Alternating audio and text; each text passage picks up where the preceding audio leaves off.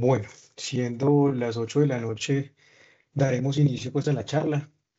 Mi nombre es Cristian Felipe Gómez, yo soy residente de primer año de medicina de urgencias y el día de hoy, como parte pues del bloque de cardiología que actualmente venimos desarrollando, me corresponde exponer patrones electrocardiográficos de alto riesgo. El electrocardiograma sin duda va a ser uno de los protagonistas principales pues de esta charla. Y por tal razón merece que hagamos un breve recuento de él y de su historia. La electrocardiografía es una rama de la electrofisiología, quien a su vez se encarga de estudiar o de describir la actividad. Y el electrocardiograma básicamente termina siendo una traducción o una representación gráfica de lo que es esta actividad eléctrica cardíaca. En la imagen de la derecha vemos al doctor William Einthoven. El doctor nació en Indonesia, posteriormente se traslada pues a Holanda, o lo que ahora conocemos pues como Países Bajos, y allí fue donde hizo sus avances, sus adelantos pues en este campo. No podríamos decir que él fue quien inventó el electrocardiógrafo, realmente fue quien hizo esos grandes avances, quien nos permitió el acercamiento al electrocardiograma, ¿cierto? A esa actividad eléctrica cardíaca, pero todas sus investigaciones paradas en las bases de estudios de médicos previos, como es el caso de Peter Christian, de Luigi Galvani, de Gabriel Lichtman, de Luigi Luciani, que también implementaron para su momento dispositivos pues algo rudimentarios, pero que nos dieron esa base, nos dieron ese pie para determinar que el corazón se movía pues por una actividad eléctrica.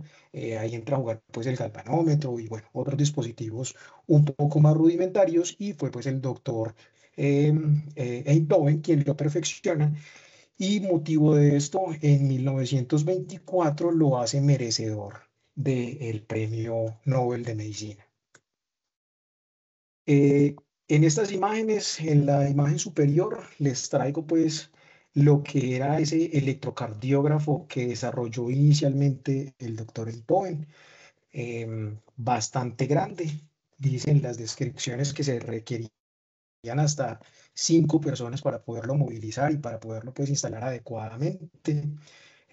Llamativo pues lo que ven ustedes ahí en la imagen, el paciente básicamente tiene metidas las extremidades en unas tinajas que se encontraban llenas pues de agua y esto se encontraba conectado a unos electrodos y eran los que permitían de cierta manera captar ese potencial de voltajes y luego pues verlo reflejado en el electrocardiograma. Y en la imagen de abajo, pues un electrocardiógrafo moderno, como los que actualmente disponemos en básicamente todos nuestros servicios pues, de urgencia. Y pues podemos ver esa diferencia tan abismal el uno al otro, ¿cierto? E incluso en la practicidad pues, de poderlos movilizar pues, por todo el servicio. Pero lo importante acá es que las bases siguen siendo exactamente las mismas. Bueno, como parte pues del objetivo general que me planteé yo para esta charla, creo que un excelente punto de partida es que debemos tener claro las bases del electrocardiograma, ya que al tener claras esas bases pues nos va a permitir entender, nos va a ayudar a entender con claridad qué es lo que pasa en ese electrocardiograma, qué es lo que pasa en el segmento ST y por qué es que debemos estar tan pendientes de él. En el electrocardiograma tenemos 12 derivadas, 12 derivaciones. 6 de ellas corresponden a las derivadas estándar, que a su vez las podemos subdividir en bipolares y unipolares.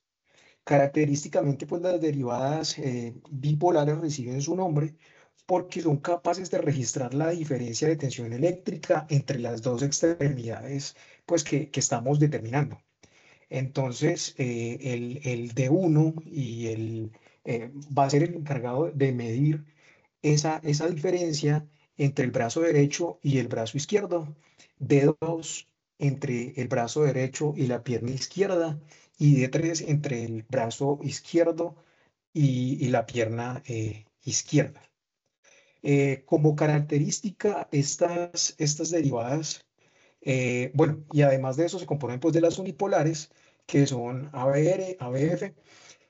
La letra A es por aumento y esto fue como una modificación que se requirió hacer en los años de que se vino evolucionando pues el electrocardiograma y la B hace referencia al voltaje. Y las unipolares como tal van a registrar el voltaje pues de cada extremidad, una extremidad particular donde se encuentra pues situada. Característicamente estas 6 derivadas nos van a dar una visión, una descripción de derecha a izquierda y de superior a inferior. ¿Listo? Por otro lado, tenemos las otras 6 derivadas, que son las derivaciones precordiales. Las visualizamos de B1 a B6, ¿cierto? Y ellas pues van a medir ese potencial que se dirige hacia ellas. Y como característica, estas son capaces de determinar cómo esos potenciales o nos van a dar una idea de esos potenciales de derecha a izquierda y de anterior a posterior. Entonces, como lo notan, em, la una va a suplir a la otra. O sea, así como una no es capaz de mirar de anterior a posterior, la otra sí va a ser capaz de hacerlo. Entonces, el unir estas 6 derivaciones y conformar nuestro electrocardiograma de 12 derivaciones nos va a permitir obtener pues un comportamiento o una visión más bien tridimensional de lo que es ese sistema eléctrico del corazón y pues obviamente también una idea de manera tal vez indirecta de lo que es el corazón pues como tal. En esta imagen de abajo les quiero mostrar la morfología normal o la morfología usual de las ondas del electrocardiograma, las que componen pues el trazado del electrocardiograma. Aquí pues para resaltar que la morfología va a ser normal o va a ser usual en cada derivación que veamos. Entonces, por ejemplo, si vemos aquí en el gráfico, no va a ser lo mismo la morfología del ABR que ver la morfología, por ejemplo, de B3 o tal vez de B2, ¿cierto? Entonces, cada uno va a ser diferente, pues en términos prácticos y para lograr un mejor entendimiento, pues vamos a normalizar este patrón, esta morfología que vemos ahí en la gráfica. Se va a componer de una serie de ondas. Por ejemplo, la onda P corresponde a la despolarización de las aurículas. El complejo QRS corresponde a la despolarización ventricular. La onda T corresponde a la repolarización ventricular. Y acá tenemos la onda, o bueno, en algunos de los electrocardiogramas suele no verse, y que cuando es significativa nos va a referir o nos va a describir que hay una cicatriz o que hay un proceso pues que ya no es tan agudo, que ya está instaurado. El punto J, que básicamente es el punto de unión entre el QRS y el segmento ST, y termina siendo pues como muy importante porque desde ese punto J es que vamos a describir y vamos a mirar si se presenta una elevación o no de ese segmento ST. Esto pues como de una manera práctica nos permite ver qué derivadas nos van a dar información de qué cara. Entonces, por ejemplo, D1 y ABL nos van a dar la información de la cara lateral alta, D2, D3 y ABF del segmento pues inferior, B1 y B2 de la parte sectal, B3 y B4 de la parte anterior y B5 y B6 de la parte lateral baja, ¿cierto? Entonces, cuando veamos alteración en alguna de esas derivadas, pues vamos a tener o vamos a pensar inmediatamente en qué segmento del corazón se puede estar viendo afectado. Bueno, con esta gráfica voy a pretender explicar qué es lo que pasa con el segmento ST, por qué termina siendo tan importante y por qué muchos de estos trastornos se van a ver reflejados acá. Entonces, en situaciones normales, el potencial de acción pues, va a tener como esta forma de joroba. Mm, Vemos que el reflejo del segmento ST se va a ver como una línea horizontal, ¿cierto? Y va a corresponder aquí al inicio en el punto J y va a corresponder a la fase 2. Esta fase 2, pues característicamente se va a ver precedida por una despolarización rápida que corresponde a esta fase 0, una repolarización temprana que corresponde a esta fase 1, y pues en esta fase 2, característicamente, todas las células tienen el mismo potencial, ¿cierto? El mismo potencial, pues, de membrana. Entonces, es en este momento donde no va a existir un gradiente de voltaje neto a nivel de las células, pues, del miocardio. Entonces, ¿qué va a pasar acá? Que cualquier alteración, cualquier retraso en la activación o en la, pues, la distorsión en la duración, en la altura, en la forma del potencial de acción, va a causar un gradiente de voltaje, lo cual se nos va a terminar representando como una corriente de lesión. Entonces, eso es lo que vamos a identificar ahí.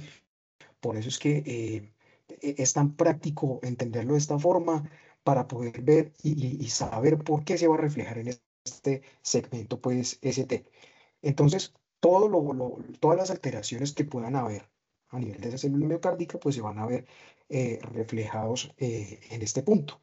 Y esto va a depender del momento en el cual nosotros vamos a estar mirando esa injuria o esa lesión sobre pues el miocardio, ¿cierto? O sea, va a depender del momento y va a depender de la ubicación de donde esté esa lesión, ¿cierto? Entonces, ahí es donde va a mostrarnos que puede llegar o a elevarse o puede llegar a deprimirse este segmento ST.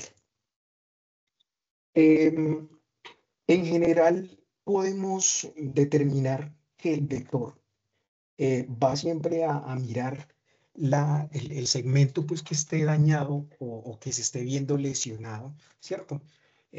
Pues como ya lo estamos viendo en la patología pues, del síndrome coronario, ¿cierto? Entonces, en esta podemos ver que cuando la lesión es netamente epicárdica, o sea, que se involucra o la parte lesionada es esta parte pues externa, el vector va a apuntar hacia ella, va a mirar hacia ella. Siendo este el electrodo, lo que se va a registrar es esto, la elevación del segmento ST. Y a contraparte, cuando la parte lesionada, la parte que se está viendo comprometida, pues por oclusión o por lesión, pues del vaso que nutre este segmento, el electrodo lo que nos va a registrar es que las corrientes apuntan hacia esa lesión y lo vamos a ver reflejado en nuestro, en nuestro electrocardiograma o en el trazado pues, del electrocardiograma como una depresión del segmento ST. Entonces, todos esos pequeños cambios, esos cambios dinámicos que llega a tener el infarto, se van a ver reflejados en este segmento ST. ¿Listo? Y más adelante vamos a ir mirando, a ir observando pues cómo los vamos a ir identificando, algunos de manera más temprana que otros. Bueno, ya hablamos pues que el electrocardiograma es muy importante, nos da una muy buena visión de lo que es el corazón pues como tal, pero creo yo que simplemente es un examen, ¿cierto? Simplemente es un paraclínico y realmente la importancia de ese electrocardiograma viene siendo que es la prueba cardíaca más utilizada y me atrevería a decir que probablemente es uno de los paraclínicos que más utilizamos nosotros los médicos generales o especialistas en nuestro día a día. Eh, Precisamente pues como para hacer un enfoque o para tener una visión de lo que es ese dolor torácico. Tenemos datos de que el dolor torácico o los signos y síntomas que nos pueden sugerir un compromiso cardíaco representan hasta el 10% de las consultas al servicio de urgencias y que llegan a ser incluso hasta el 25% de los ingresos hospitalarios totales. Esto pues como a datos de Estados Unidos. Lastimosamente, pues en Colombia no tenemos datos claros, no tenemos un número definido de consultas por dolor torácico. Realmente uno se pone a revisar y hay datos bastante dispares, poco uniformes. Entonces, pues por tal razón quise traer esto que nos puede dar una idea y tal vez son datos como más crudos, un poco más exactos. Y es el Boletín de Estadísticas Vitales. Y este boletín recopila datos del año 2023 y parte de los datos del año 2024. Es el último que ha salido o que se ha reportado hasta el momento. Y en él podemos ver que esas enfermedades isquémicas del corazón nos explican un número significativo pues, de muertes en nuestro país. Y pues llamativamente, si ustedes se ponen a ver a la segunda causa, que son las enfermedades cerebrovasculares, incluso lo llega a duplicar, ¿cierto? Entonces, de ahí que termine siendo tan importante aplicar esas bases de electrocardiograma que ya vimos a ese dolor torácico que es tan prevalente en nuestro medio. Parte de este boletín nos da información de las 5 primeras causas de defunción en hombres, entre ellas la enfermedad isquémica del corazón, que representa un 16,8%, y en mujeres, en estas 5 primeras causas, también tenemos la enfermedad isquémica del corazón y representa un 17,6%. En esta gráfica de abajo, información de las principales causas de muertes en adultos mayores de 60 años. Igual, la enfermedad isquémica del corazón sigue teniendo ese mismo comportamiento y pues para analizar y para tomar en cuenta, el comportamiento viene siendo básicamente igual en el año 2021, 2022, 2023. Y si revisáramos boletines de años previos, nos damos cuenta que esto no es casualidad, que esto se viene presentando pues desde hace muchísimo tiempo. Bueno, entonces con, con esta imagen quiero mostrarles algo que ya habíamos mencionado anteriormente, pero que es la onda Q. Resulta que hablamos de que una onda Q es patológica cuando tiene una duración igual o mayor a 0,4 segundos y cuando tiene una profundidad que llega a superar el 25% de la onda R siguiente. O sea, como lo vemos aquí, tal cual en la imagen, que incluso termina siendo más profunda y de mayor altitud que esa onda siguiente.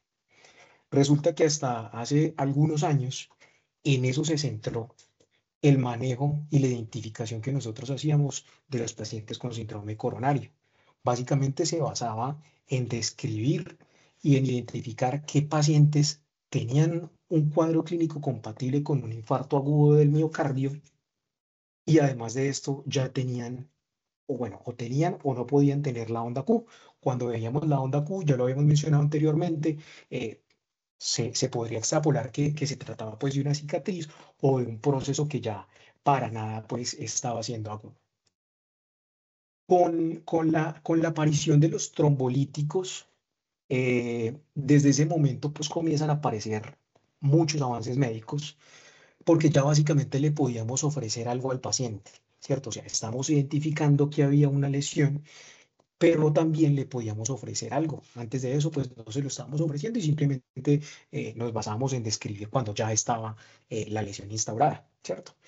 Aparece en 1994 el trial sobre la terapia fibrinolítica y este básicamente es como el punto de partida porque él nos dijo que en esos pacientes que identificábamos la elevación del segmento ST, podíamos aplicar la terapia fibrinolítica y a esos pacientes les iba muy bien.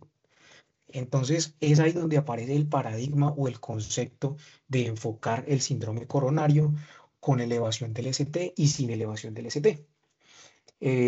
Para el año 2000 aproximadamente, desaparece pues esa clasificación de infarto Q o no Q y nos vamos pues ya a definir el infarto o el síndrome coronario como una elevación o no elevación de este segmento ST. Bueno, finalmente aparece la cuarta definición del infarto y este gráfico nos sirve pues como para describir que básicamente nos hace la división en 3 grupos de pacientes. Entonces, hombres menores de 40 años, hombres mayores de 40 años y mujeres, ¿cierto? Entonces, en los hombres menores de 40 años, significativa termina siendo la elevación del ST en B2 y B3, siempre y cuando sea mayor a 2,5 milímetros. Y en el resto de derivaciones de al menos 1 milímetro. En los mayores de 40 años, esa elevación es significativa, la vamos a tomar como significativa, cuando es mayor de 2 milímetros en B2 y B3 y de mayor de 1 milímetro en el resto de las derivaciones. Y en mujeres, en B2 y B3 cuando es mayor de 1,5 y en el resto de las derivaciones cuando es mayor pues a 1 milímetro como tal. Esto se tiene que presentar en al menos 2 derivaciones continuas, en ausencia de hipertrofia ventricular izquierda y en ausencia de bloqueo de rama izquierda. Importante, algo que ya nos vienen diciendo hace mucho las guías y los consensos, que debemos ser muy juiciosos en realizar un electrocardiograma en ese paciente que presumimos un síndrome coronario en esos 10 primeros minutos de llegar al servicio de urgencias y interpretarlo pues de manera muy juiciosa. ¿Listo? Entonces, esta gráfica nos sirve para resumir el enfoque que le venimos dando a nuestros pacientes con síndrome coronario y los dividimos en un síndrome coronario con elevación del ST, un STEMI, ¿cierto?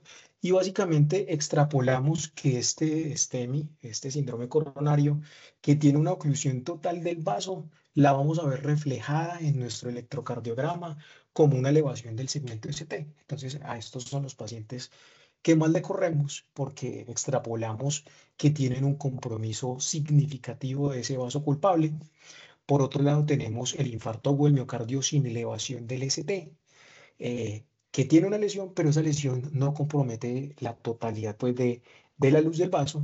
Y eso lo vamos a ver reflejado ya sea en la depresión de este segmento de ST o en la inversión de la onda T, que a su vez lo podríamos dividir en una angina inestable o en un síndrome coronario sin elevación del ST, y que ese diferenciador entre estas dos entidades lo va a hacer las cardioenzimas.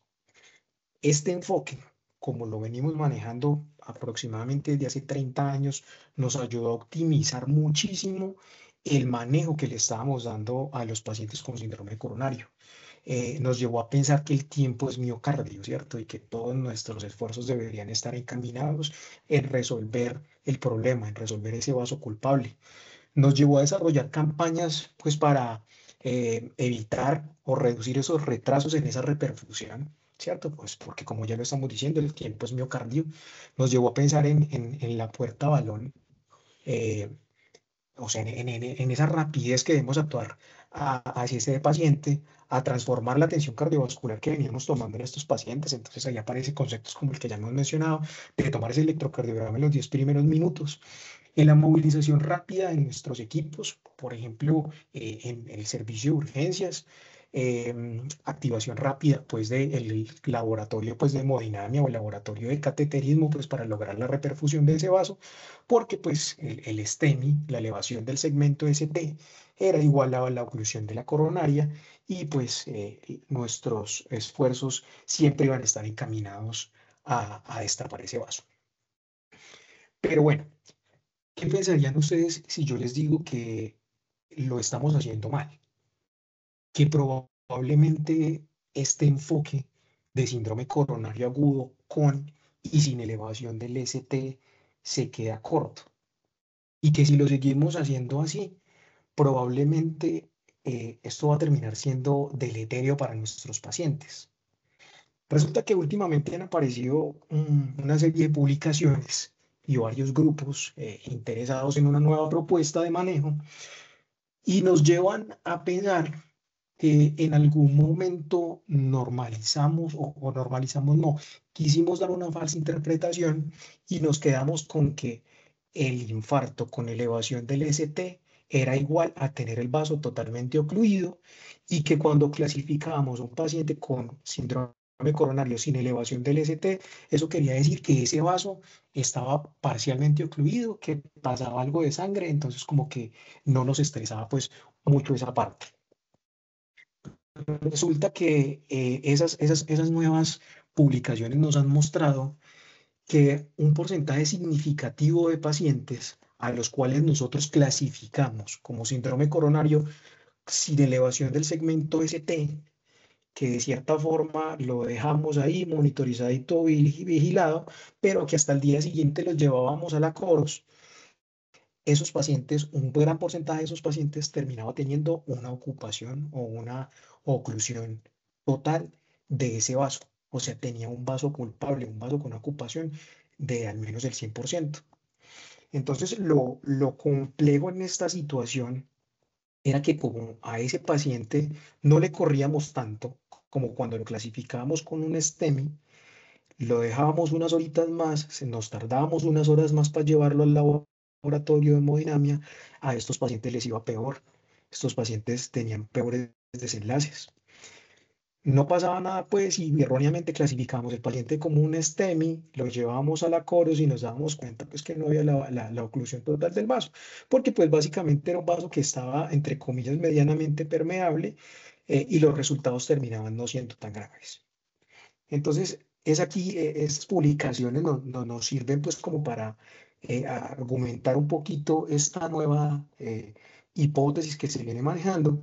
Este metaanálisis, por ejemplo, mostró que la sensibilidad global de los criterios del infarto o del miocardio con elevación del ST para detectar un infarto por oclusión, o sea, una ocupación total de ese vaso, es de apenas el 43%.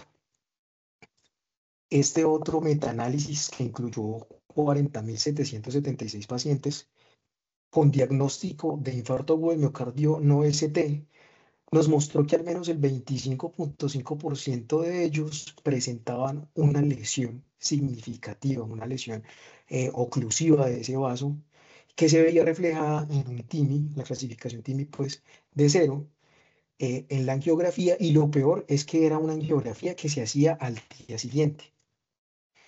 Este otro, un poco más amplio, incluyó 25 estudios con un total de 60.898 pacientes, también con diagnóstico de infarto no ST. Y en lo que ellos nos reportan es que al menos el 28% de esos pacientes que clasificamos de esa manera, al día siguiente, igual que en el estudio previo, les encontrábamos una lesión del 100% pues, de ese vaso. Em, este es un grupo de estudio bastante interesante que lo encabeza pues, el doctor Myers. Em, Él en este estudio su objetivo era identificar las diferencias en el tiempo hasta el cateterismo y los desenlaces asociados entre los grupos que se clasificaron como STEMI tenían la ocupación total del vaso y los que se clasificaron como STEMI no ST y no tenían una ocupación total de ese vaso. ¿Qué nos reportan ellos? Que encontraron que hasta el 28% de los que se clasificaron como no ST tenían una oclusión total de la coronaria o de ese vaso culpable al día siguiente, pues en el cateterismo, y que el 45% de los infartos oclusivos con un vaso culpable no cumplían con los criterios clásicos de síndrome coronario agudo con elevación del segmento ST. Este mismo grupo de trabajo, encabezado pues por el doctor Myers, nos plantea este estudio, es un estudio retrospectivo de casos y controles de pacientes con sospecha de síndrome coronario agudo, incluyó 808 pacientes, hace un análisis muy juicioso de aproximadamente 146 pacientes, en donde ellos nos determinan que el diagnóstico de infarto por oclusión de las coronarias, por la ocupación total de esa coronaria, fue diagnosticado de una forma más temprana si aplicábamos los criterios específicos para el infarto por oclusión del vaso y no aplicando los criterios para determinar si es un infarto con o sin elevación de ese segmento ST. Esta tabla es tomada de este último estudio y entre esos hallazgos tempranos que ellos describen, encuentran que hay una elevación sutil del segmento ST importante que no cumple con los criterios de infarto con elevación del ST, al menos en el 83% de los casos. Encuentran una depresión recíproca del ST y una inversión de la onda T en al menos el 82%. La elevación del segmento ST en las derivaciones inferiores con una depresión del ST o una inversión de la onda T en ABL en al menos el 50% de ellos, una distorsión terminal del QRS en las derivaciones B2 y B3, una elevación sutil del ST asociada a ondas Q que no eran patológicas, que no se atribuían pues a un infarto previo agudo, en el 47% de ellos, y un infarto de miocardio oclusivo posterior, identificado pues en las precordiales, principalmente de B2 a B4, en al menos el 45% pues, de estos pacientes.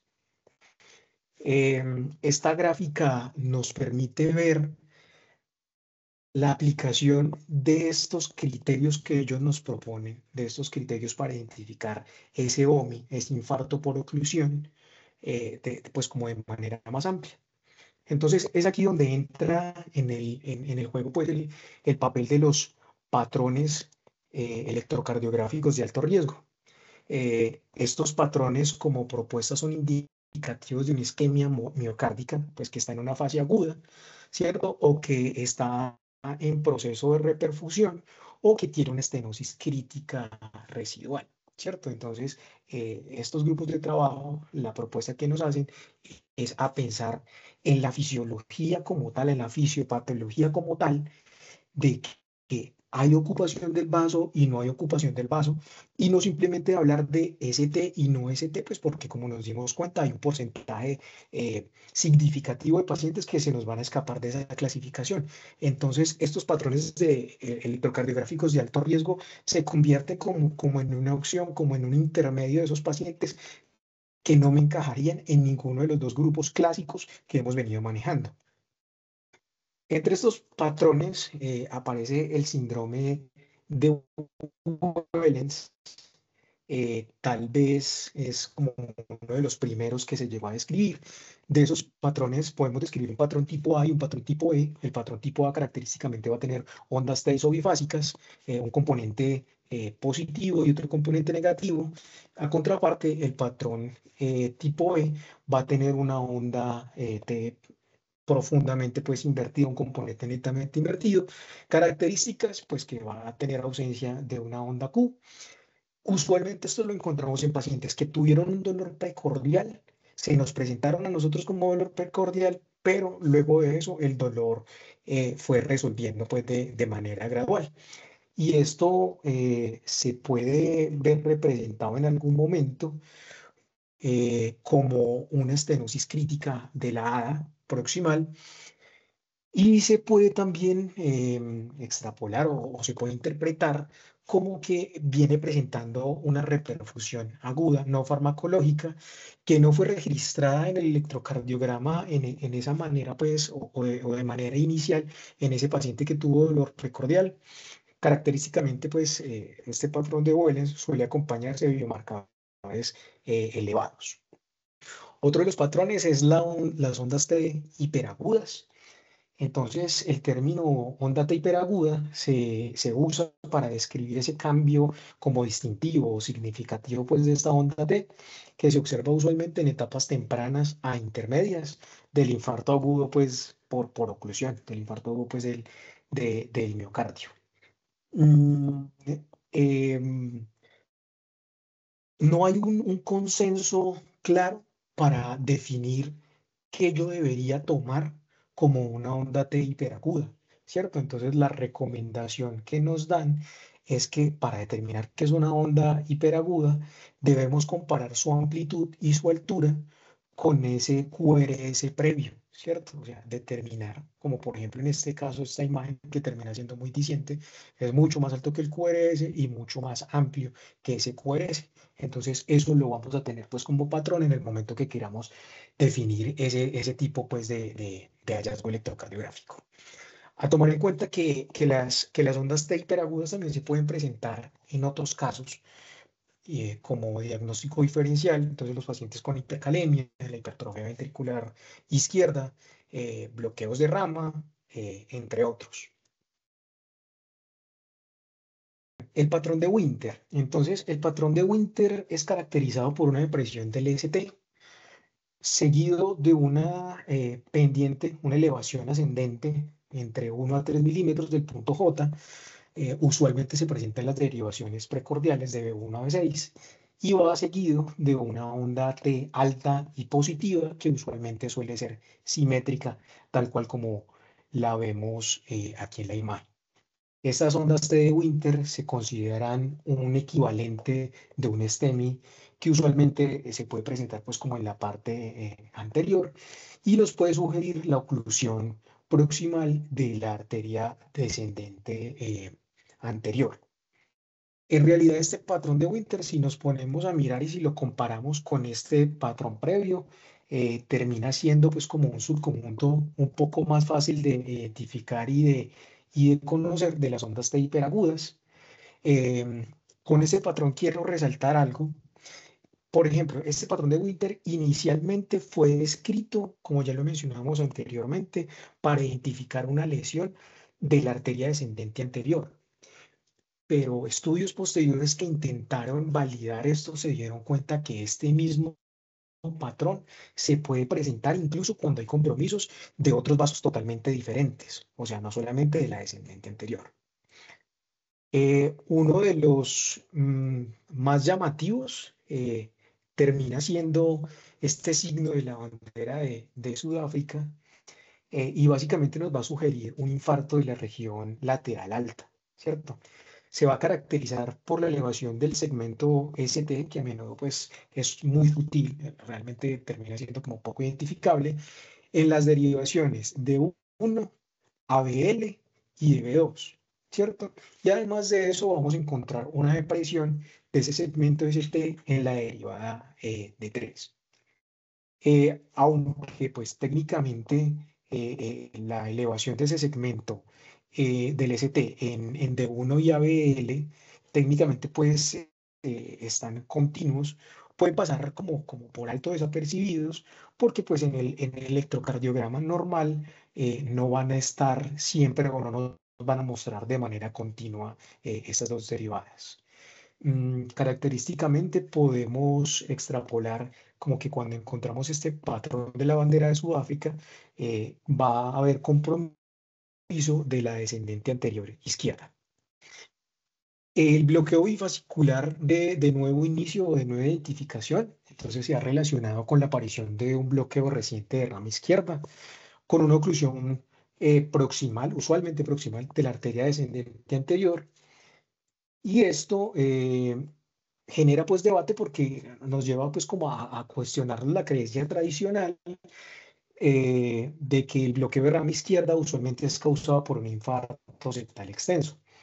Em, digamos lo que los argumentos que se dan pues para apoyar este bloqueo parten de estudios que se han hecho de necropsias que revela que el suministro sanguíneo de la rama derecha de las cejís y el fascículo anterior izquierdo proviene predominantemente de las arterias perforantes, que son ramas de la descendente anterior, de su tercio proximal, esto al menos en el 90% de estos pacientes. Entonces, esto nos lleva pues a pensar, pues a mirar em, que probablemente no es tan así como lo venimos mirando, porque pues por otro lado, la arteria coronaria derecha va a irrigar o le va a dar pues como ese flujo al fascículo izquierdo. Entonces, siendo muy objetivos, para encontrar ese bloqueo de rama izquierda se requeriría la oclusión simultánea de la arteria descendente anterior en su segmento proximal y de la coronaria pues derecha. El infarto de miocardio pues por oclusión posterior. Entonces es un infarto que puede llegar a pasar muchas veces por desapercibido, ya que en ese electrocardiograma normal, en ese electrocardiograma pues usual de 12 derivaciones, los hallazgos llegan a ser muy, muy, muy sutiles, ¿cierto? Entonces vamos a pensar en este tipo de infartos cuando encontramos en las derivaciones precordiales una depresión de ese segmento SP. ¿Qué debería yo hacer inmediatamente? Ir y tomarle a ese paciente unas derivadas posteriores. Y en esas derivadas posteriores, si encuentro una elevación de 0,5, incluso si lo elevo un poquito más a 1 milímetro, le voy a aumentar pues como esa especificidad, esa especificidad a esos hallazgos, voy a decir que me encuentro frente a un infarto pues de la cara posterior. El Colegio Americano de Cardiología me toma pues este patrón como un equivalente de un STEMI. Bueno, entonces, con esta gráfica básicamente les quiero mostrar que son muchos los patrones y cada vez aparecen más. Cada vez hay grupos pues como más curiosos por intentar describir este tipo de patrones. Eh, y le ponen pues un epónimo, un nombre nuevo, y cuando hay otro grupo de trabajo que quiere ir a buscarlos, resulta que no los encuentra, pero esto viene siendo muy dinámico. Entonces, lo que quiero que vean aquí en esta imagen es que muchas de esas alteraciones van a comprometer ese segmento de ST que ya vimos en esa diapositiva donde quise explicarles esa génesis o el por qué se alteraba ese segmento ST. Entonces, todos estos cambios, todas estas alteraciones, las vamos a ver reflejadas en ese segmento, pues, ST. Este gráfico nos permite mostrar el paralelo, pues, como entre estas dos propuestas de manejo, el STEMI tal cual como lo hemos venido manejando, clasificarlo como elevación y sin elevación del segmento ST, y este nuevo paradigma que nos proponen estos autores, tomando en cuenta estos pacientes que no son capaces de clasificar entre elevación y no elevación del ST y que se van a comportar más bien como estos patrones electrocardiográficos de alto riesgo. Son enfáticos ellos en decir que si yo identifico que tiene la elevación del ST, ese paciente sí o sí se tiene que ir para el laboratorio de hemodinamia o le tengo que hacer trombolisis, eso sí no lo tengo que dar. Pero cuando me enfrento a un paciente que no tiene una elevación del ST, yo debo buscar otros signos de ese OMI, de esa ocupación del vaso que se va a ver traducida pues como esos patrones de alto riesgo.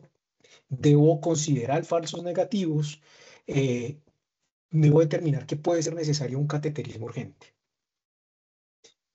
Mensajes para llevarnos a urgencias, mensaje para llevarnos a nuestro servicio de urgencias es que el infarto o el miocardio es dinámico, no es algo estático, no es algo que le tomamos una foto y se queda ahí. Entonces debemos hacerle un seguimiento juicioso a esos pacientes que le sospechamos un síndrome coronario.